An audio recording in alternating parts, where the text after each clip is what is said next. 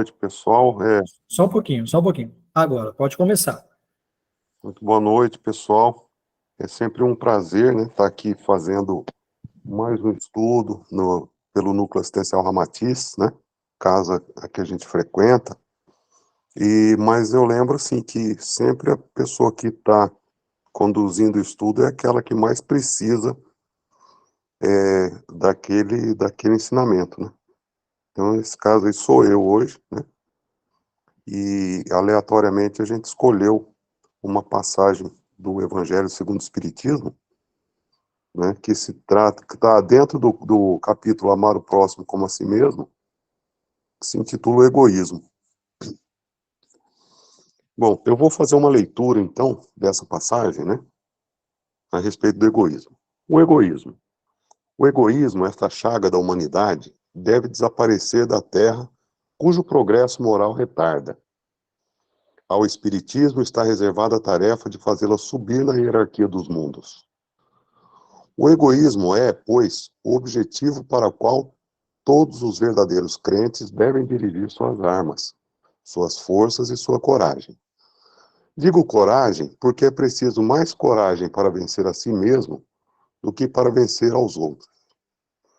Que cada um, pois, coloque todos os seus cuidados para combatê-lo em si, porque esse monstro, devorador de todas as inteligências, esse filho do orgulho, é a fonte de todas as misérias deste mundo. É a negação da caridade. E, por conseguinte, o maior obstáculo à felicidade dos homens. Jesus vos deu o exemplo da caridade e Pôncio Pilatos o do egoísmo. Porque enquanto Jesus, o justo, vai percorrer as santas estações do seu martírio, Pilatos lava as mãos dizendo: que me importa? Ele disse aos judeus: este homem é justo, por que quereis crucificá-lo? E, entretanto, deixa que o conduzam ao suplício. É a esse antagonismo da caridade e do egoísmo, a invasão dessa lepra do coração humano, que o cristianismo deve não ter cumprido ainda toda a sua missão. É a vós, apóstolos da nova fé, e que os espíritos superiores esclarecem, a quem incumbe a tarefa e o dever de extirpar este mal, para dar ao cristianismo toda a sua força e limpar o caminho das sarças que lhe entravam à marcha. Extirpai o egoísmo da terra para que ela possa gravitar na escala dos mundos. Porque já é tempo de a humanidade vestir seu traje viril, e para isso é preciso primeiro extirpá-lo do vosso coração. Emmanuel, Paris, 1861. Prosseguindo, né? Se os homens se amassem mutuamente, a caridade seria melhor praticada, mas seria preciso para isso que vos esforçasseis em vos desembaraçar dessa couraça que cobre os vossos corações, a fim de serdes mais sensíveis para com aqueles que sofrem. A dureza mata os bons sentimentos. O Cristo não se recusava. Aquele que se dirigisse a ele, quem quer que fosse, não era repelido. A mulher adúltera, o criminoso, eram socorridos por ele. Não temia jamais que a sua própria consideração viesse a sofrer com isso. Quando, pois, o tomareis como modelo de todas as vossas ações? Se a caridade reinasse na terra, o mal não teria mais predominância. Fugiria envergonhado, esconder-se-ia, porque se encontraria deslocado por toda parte. Então o mal desapareceria. Ficai bem compenetrados disso. Começai por dar o exemplo a vós mesmos, perdão. Sede caridosos para com todos indistintamente. Esforçai-vos por não mais notar aqueles que vos olham com desdém e deixai a Deus o cuidado de toda justiça. Porque cada dia, em seu reino, ele separa o joio do trigo. O egoísmo é a negação da caridade. Ora, sem a caridade não haverá tranquilidade na sociedade. Digo mais, nem segurança. Com o egoísmo e o orgulho, que andam de mãos dadas, haverá sempre um caminho para o mais sagaz.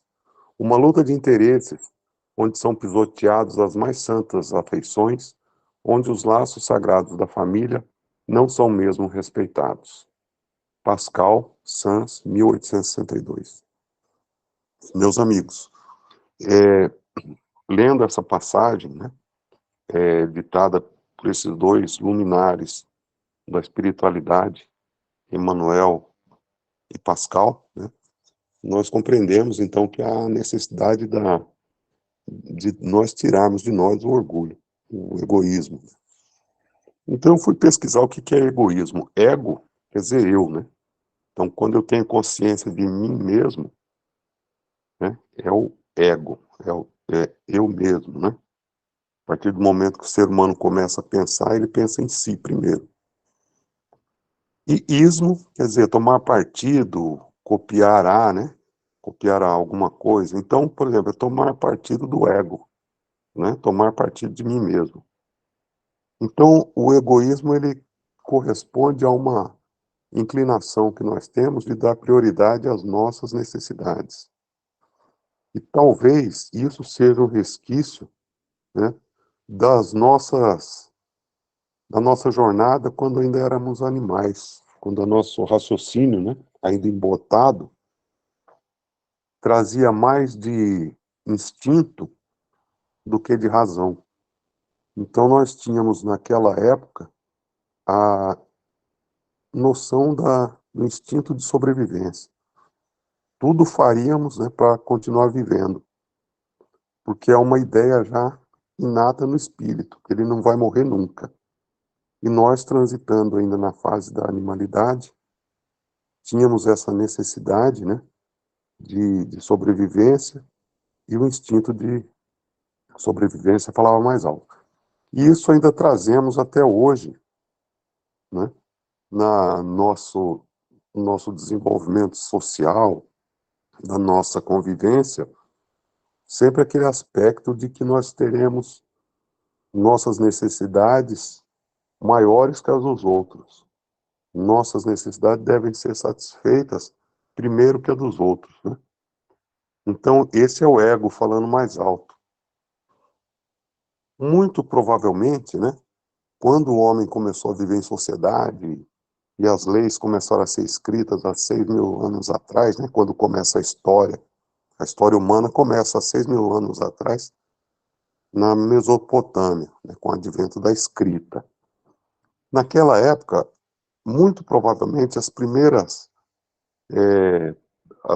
ideias a serem escritas foram as leis, né, para reger a convivência em sociedade, né? Então, porque cada um quer para si, quer que o seu direito prevaleça, independente se o direito do outro está sendo respeitado ou não. Bom, mas o ser humano já traz esse instinto de sobrevivência. E no instinto de sobrevivência, além da prevalência do ego, né, ele prefere, ainda materializado, acumular os bens materiais para que se possa satisfazer essa necessidade de sobrevivência. Então já não basta mais ganhar o dia a dia, né? Ele precisa acumular. Então, se ele percebe que o outro, né, isso estamos imaginando sim o início das civilizações, né? Se ele percebe que o outro tem mais que ele quer ter mais do que o outro ainda. É uma questão de orgulho, né? O orgulho vai fazer com que ele tenha uma projeção, né, sobre os bens materiais, que ele tenha uma necessidade de aquisição de bens materiais para que ele tenha uma projeção sobre o meio em que sobre a comunidade em que ele vive, como se ele fosse mais poderoso, etc. Esse é o orgulho que aflora no ser humano como uma semente do egoísmo. E o ego, então, ele deve ser compreendido, né, que nessa aurora da civilização é um elemento transitório, é uma característica nossa, do nosso espírito, do nosso conhecimento, que é transitório, né? Então, junto com o orgulho, a posse dos bens materiais, etc., o ser humano começa a desenvolver a ganância, né, que é ter em excesso, né?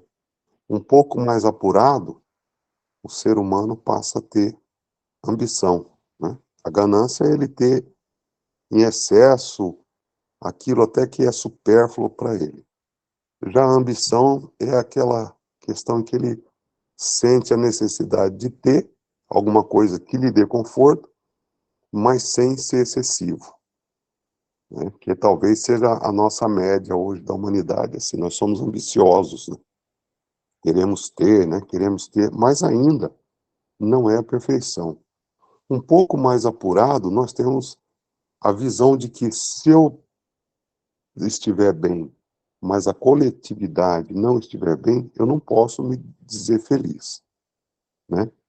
Então a visão de felicidade vem para o todo. Um pouco mais apurado, deixa-se a ambição de lado e passamos a ter aspirações. E a aspiração é aquela do bem comum, é querer o bem comum. Já começamos então a nos desprender do ego e começamos a pensar no todo, como sendo uma grande família na qual cada um vai suprir a necessidade do próximo. Então, quando a gente recebe a mensagem amar ao próximo como a ti mesmo, é isso, né? Eu não posso estar feliz se o meu irmão não tem o que comer, não tem o que vestir, né? Se há um conflito em casa, se há é, uma questão de saúde, de doença, né? Então, essas são a nossa jornada. Então, mas como a gente consegue se desvincular do egoísmo, né? Como que a gente consegue fazer com que o orgulho deixe de fazer parte das nossas características espirituais? Além de compreender esse mecanismo evolutivo, né, da nossa ambição, ganância e futuramente as nossas aspirações, desculpa, as nossas aspirações, nós temos que nos concentrar nos ensinamentos do próprio Cristo, né? Que veio como exemplo para nós, né? Se somos cristãos, acreditamos nesse ensinamento do Cristo, né? Em que ele, quer dizer, sem ter nenhuma posse, né? Sem ter nada de particular para si, amparou milhares e milhares de pessoas, né? O que nos mostra, né, um outro conceito, que nada nos pertence. Tudo que a gente tem na vida nós tomamos por empréstimo e vamos restituir a alguém, né, ao Criador, certo? Então, tudo é transitório, as posses são transitórias e ilusórias.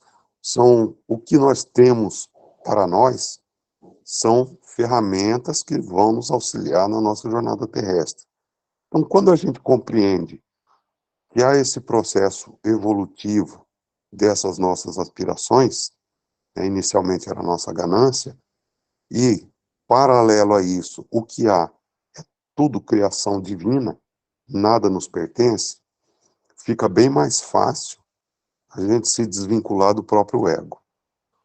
Compreendendo até que nos relacionamentos afetivos, né, os relacionamentos pessoais, por exemplo, entre pais e filhos, marido e mulher, né, compreendendo que o outro sempre tem a sua própria jornada, que o encontro nosso, também transitório por aqui, embora feliz, vai ter um, um desfecho, né, que a gente espera sempre que seja um desfecho feliz também, nós não podemos nos esquecer que o outro sempre tem a sua jornada, sempre tem as suas características, suas provas e missões a desenvolver, né? E muitas vezes nós queremos que o outro viva para nós, né?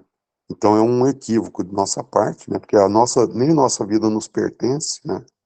Pertence ao Criador que por amor nos fez o ser, e nós muitas vezes queremos que o outro se vincule à nossa jornada. Então, meus amigos, eu acredito que o Espiritismo, trazendo essas palavras, trazendo esse esclarecimento, né, fortalece a mensagem do Cristo, a ponto de que, tornando compreensível o mecanismo do egoísmo e do orgulho, né, a gente possa se desembaraçar deles, a fim de que possamos, então, construir uma nova humanidade. Agora, é necessário, né, fazer o que o Cristo fez, né? Em vez de a gente acusar o outro, porque quando fala egoísmo, a gente sempre lembra de alguém, né? Ah, fulano é egoísta. Na realidade, essa lição é para nós mesmos, né? Quando a gente começa a se desprender de certas coisas que são inúteis, né, na nossa jornada, tal como o egoísmo foi colocado aqui, né, a nossa atitude começa a mudar, certo? Começa a mudar. E aí, o outro, né, toma aquilo como exemplo. Puxa, né, fulano já começou a se desprender de certas coisas. Então, Cristo nos serviu de exemplo, né? Nos orientava, mas dava o exemplo. Nós, longe de orientar alguém, temos a obrigação de exemplificar, né? Porque para orientar só o Cristo que é perfeito, né? Nós ainda estamos longe da perfeição e temos que só dar o exemplo da nossa mudança. Mas é difícil, a gente sabe, porque o dia a dia é repleto de situações em que você é confrontado, né, com a possibilidade de você desapegar de alguma coisa, do próprio egoísmo. Mas aí é que estão as provas do dia a dia, né? São muitas vezes imperceptíveis. A gente imagina que as provas não vamos nem falar em expiações, né? Mas as nossas provas sejam grandes feitos, né? Mas muitas vezes elas se constituem nessas pequenas questões, nos pequenos detalhes, em que a gente exercitando, abandonar o egoísmo, exercitar o amor ao próximo, isso vai se fixando no nosso ser, na nossa consciência, de tal forma que o exercício do amor ao próximo passa a ser natural.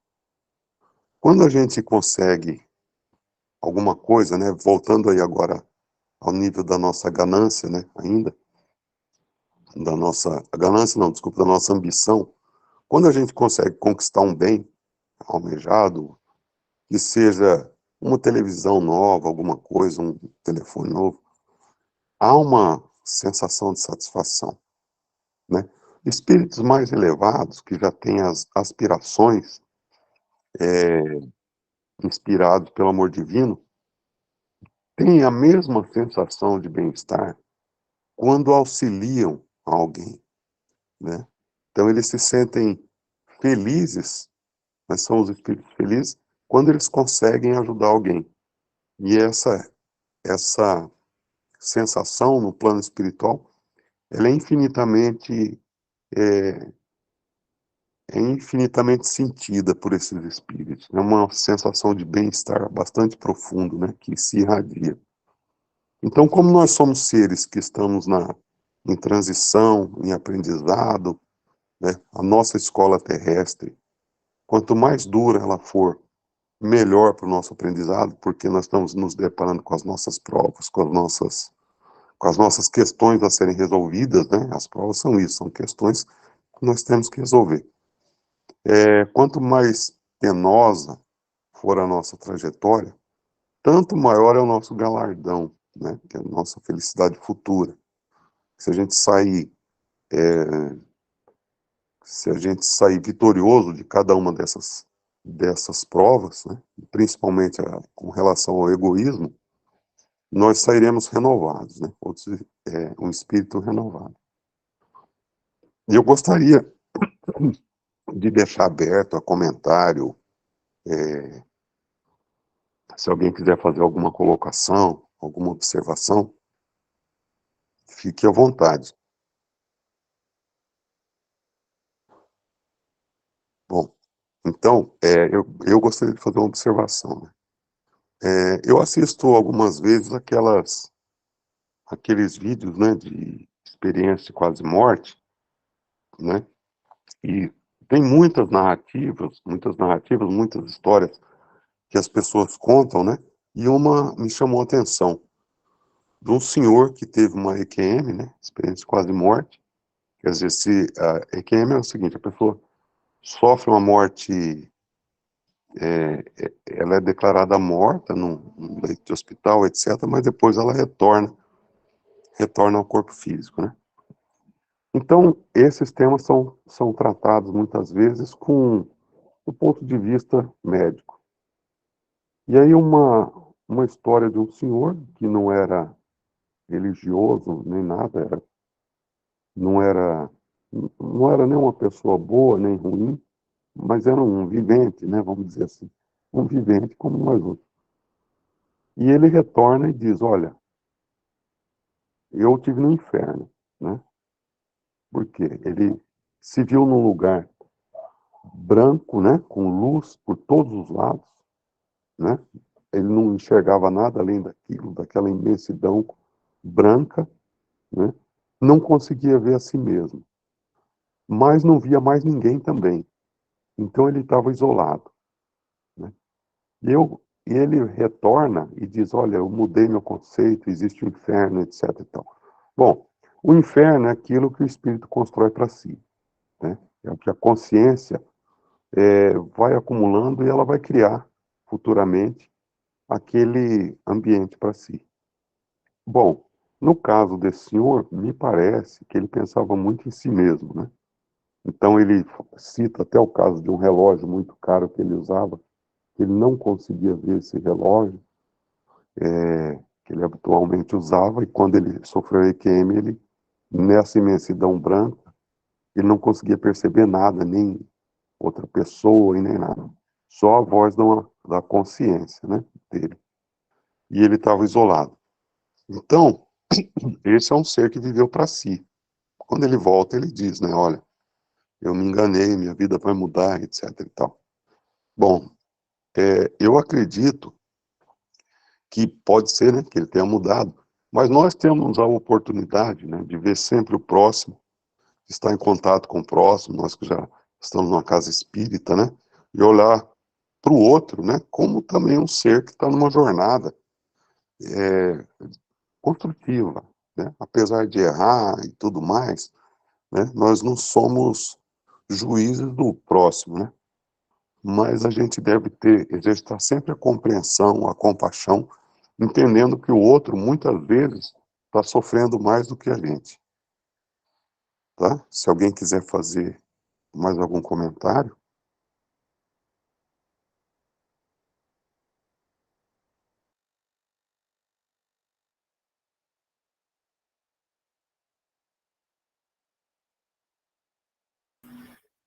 Marcos, em relação a essa questão do sofrimento, né, a gente sempre acha que o nosso sofrimento é maior que o das outras pessoas. E a nossa casa, não que ela seja melhor que as outras, mas nós temos um trabalho ali no Jardim Noroeste, região, de assistência àquelas famílias muito necessitadas. E quando você passa a ver diante dos seus olhos alguns cenários que você às vezes tem vontade de chorar na frente da pessoa, como aconteceu comigo esses dias, você não reclama mais, você só agradece. Você só agradece e você se coloca à disposição para tentar ajudar aquelas pessoas a diminuir um pouquinho da dor que elas sofrem. É isso. Bem lembrado, Alessandro. Justamente eu ia falar esse tópico, né, que é a dor da gente, a gente sempre acha que é maior que a do outro, né? Não consegue avaliar aquilo que o outro está passando. Bem lembrado, esse trabalho na Aguadinha é muito interessante, muito importante, né, que é realizado aos sábados e tem domingo que tem a sopa também, né? Mas é interessante, ali a gente aprende bastante coisa.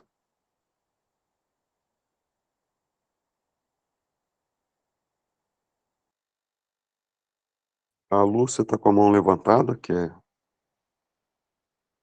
a Lúcia quer falar alguma coisa?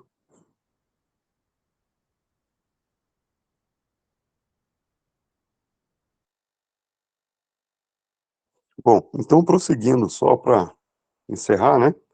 Nós estamos numa jornada de construção. Muitas vezes nós vamos errar, nós vamos perceber nosso erro, já é a grande diferença, né? Então você está numa casa espírita, uma casa cristã, já permite que a gente reconheça o erro, né? E cada dia é como uma página nova no livro da nossa atual existência, que a gente pode começar a escrever uma página em branco, né? E cada dia é uma oportunidade nova da gente exercitar essas virtudes, essas qualidades. Eu acho que foi Pestalozzi que disse, né, que o, o homem ele nasce bom, né? O que corrompe é a sociedade, é o convívio em sociedade. E de fato, né, nós viemos de uma sociedade, eu não digo agora, a sociedade atual, mas desde a criação da civilização, nós temos essa inclinação para ter mais que o outro, né? Para ser mais do que o outro, que os meus problemas são maiores que o outro. Então, é o nosso egoísmo cultivado ao longo de milênios. E considerando que nós reencarnamos, morremos, tornamos a nascer, a gente vem cultivando ainda essas características espirituais, mas ao longo do tempo nós vamos nos desvencilhando delas, de acordo com a dificuldade que se apresenta, né? Então, agradecer a Deus pela oportunidade da reencarnação e pedir a iluminação para que a gente possa reconhecer em cada situação, cada obstáculo, uma oportunidade de elevação, exercitando as nossas virtudes que são latentes em nós. Somos todos criaturas divinas, né? E Deus permite que a gente desenvolva essas potências angélicas, né, existentes em nós, mas através do nosso esforço próprio, né, buscando sempre a orientação do Evangelho. Ok?